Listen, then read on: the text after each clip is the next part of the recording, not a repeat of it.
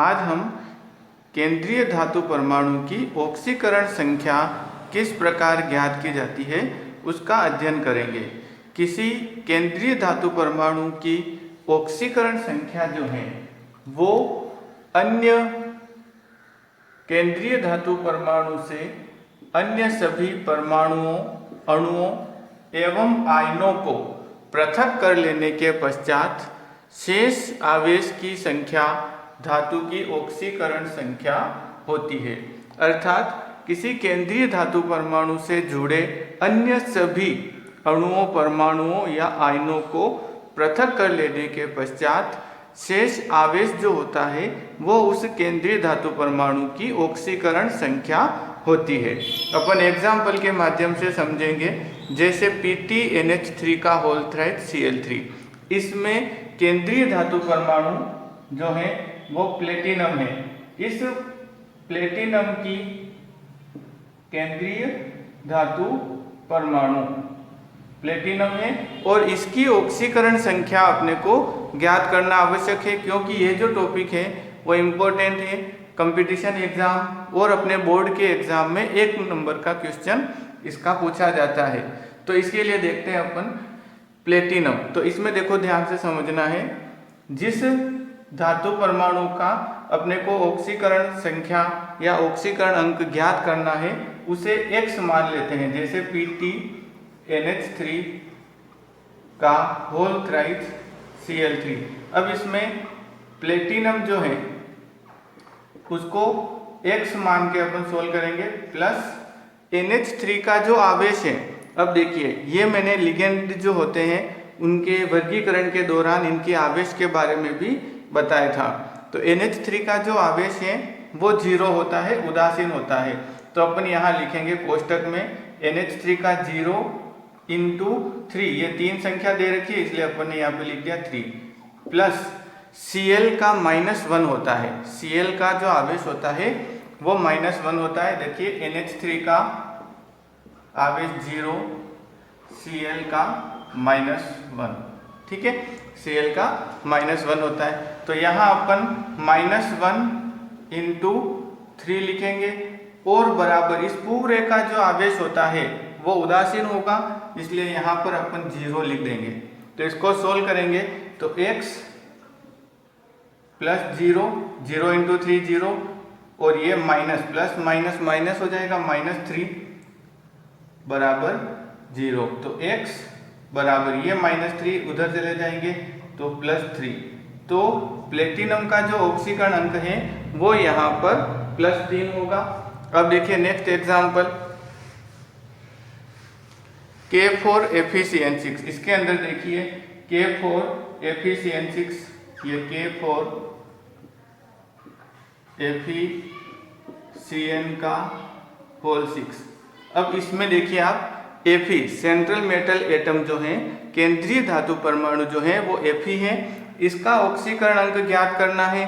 तो इसमें देखिए पोटेशियम। अब ये जो पूरा वर्ग है ह, ली, ना, की, रब, से, फरियाद, ठीक है ना, इस सब का जो ऑक्सीकरण अंक है वो +1 होता है। सभी का क्या होता है, फिक्स है, +1 होता है। तो इस तरह से अपने को ऑक्सीकरण अंक जो है, आवेश जो है वो अपने को याद होने चाहिए। तो केंद्रीय धातु परमाणु का ऑक्सीकरण अंक ज्ञात कर सकते हैं। तो K का तो होता है +1 और कितनी संख्या है 4, तो इंटू 4, फिर प्लस Fe का जिसका ज्ञात करना है उसका अपन x मान के चलते हैं, प्लस Cn का -1, मैं इधर लिख रहा हूँ सभी के ऑक्सीकरण अंक जो है वो Cn का -1 होता है।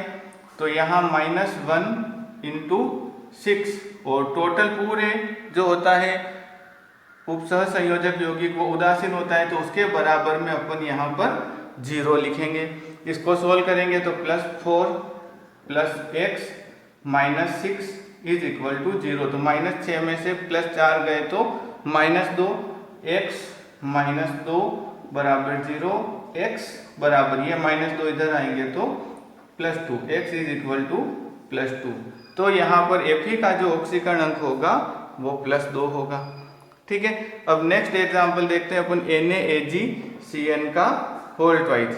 NaAgCN का होल ट्वाइस, NaAgCN का होल ट्वाइस।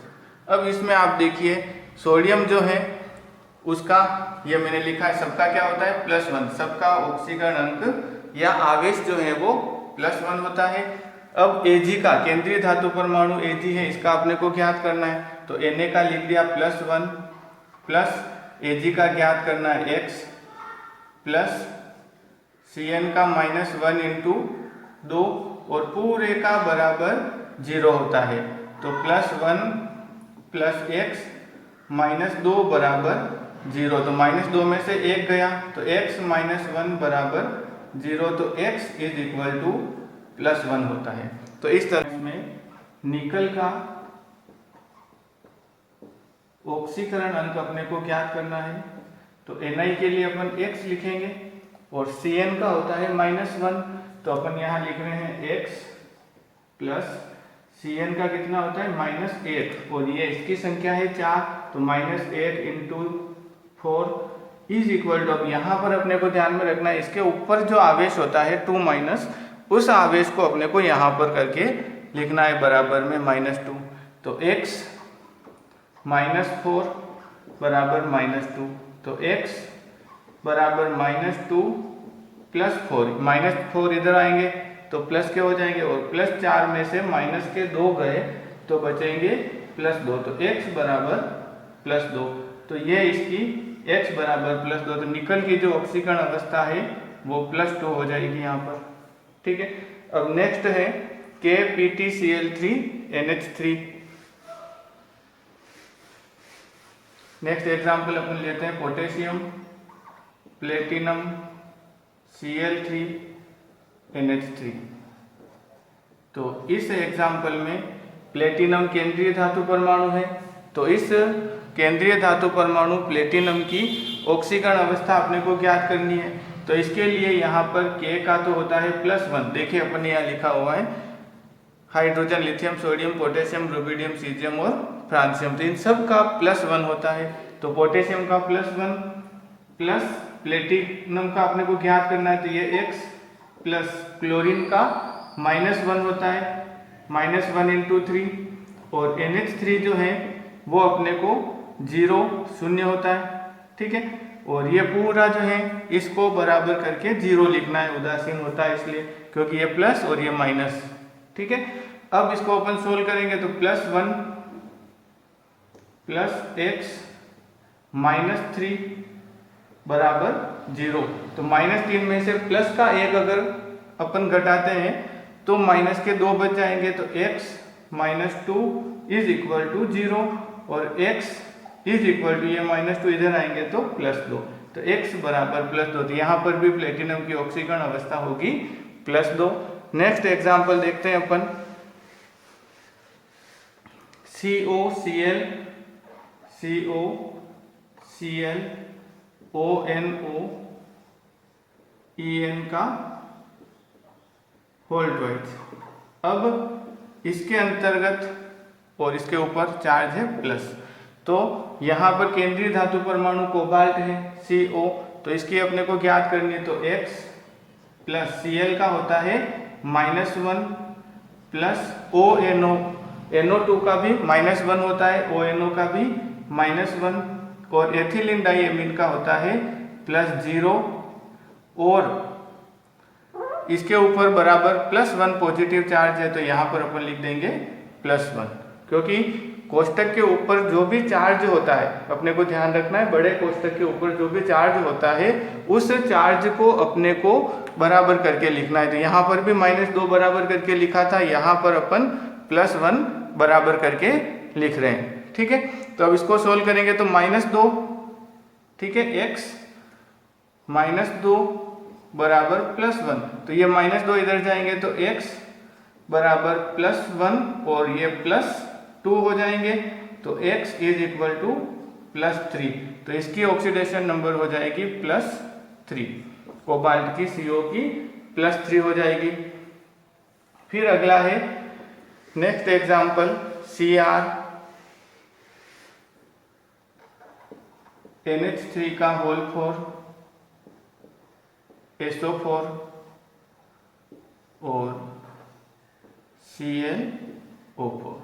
ठीक है, तो इसमें क्रोमियम का X प्लस NH3 का होता है 0 उदासीन, 0 × 4 वही एक ही बात है, 0 ही आएगा, प्लस SO4 का होता है -2 सल्फेट। SO4 का कितना होगा, SO4 का 2- होता है, तो इसके लिए -2 इसका आवेश हो जाएगा। और यहाँ पर ध्यान रखना ये क्लोरेट है, Cl और O4 का अलग ना लिख करके ClO4- पर क्लोरेट होता है ये, और इसका होता है -1 पूरे का। तो यहाँ अपन लिख देंगे -1 और बराबर 0। ठीक है, तो ये तो 0, x प्लस 0 प्लस -2 और -1 क्या हो जाएगा, -3 बराबर 0। तो ये -3 इधर आएंगे तो +3 हो जाएगा, तो x = +3। तो यहाँ क्रोमियम का +3 ऑक्सीकरण अवस्था आ जाएगी।